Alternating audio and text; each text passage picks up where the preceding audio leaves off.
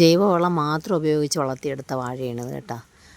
പാളയംകോടനാണ്. ഒരു 20 പടലയോളം ഉണ്ട്. എന്തായാലും ഒരു 25 കിലോയ്ക്ക് മുകളിൽ തൂക്കം വരും.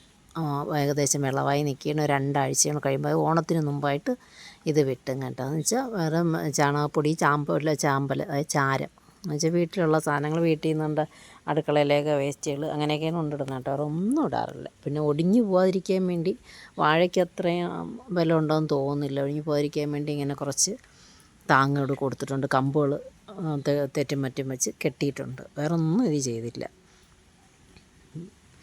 കരിയിലോ വാഴയിലേക്ക് ഉണങ്ങുമ്പം വെട്ടി എൻ്റെ മൂട്ടി ഇട്ട് കൊടുക്കും. വെണ്ണീറും കൊണ്ടിടും. പിന്നെ വീട്ടിൽ ചേർന്നാണ് കേട്ടോ. വീട്ടിൽ ചേർന്നാണ് സാധാരണ പാളയംകോടൻ വാഴകളിൽ നല്ല വില കിട്ടുന്നത്. അങ്ങനെയാണ് എനിക്ക് തോന്നിയിട്ടുള്ളത്. ശാസ്ത്രീയ വശമെല്ലാം പറയണ തെറ്റാണെങ്കിൽ സോറി. അനുഭവത്തിൽ നിന്ന് മാത്രം പറയണതാണ് കേട്ടോ. വലിയ പരിചരണം ഒന്നും കൊടുക്കണ്ട. ഭയങ്കരമായിട്ട് നേരിട്ട് വെയിലടിക്കാതിരുന്ന പാളയംകോടൻ നല്ല കൊല കിട്ടും. ഞാലിപ്പൂവിന് അതേ കണക്ക് തന്നെ ഇതേ സ്വഭാവമാണ്.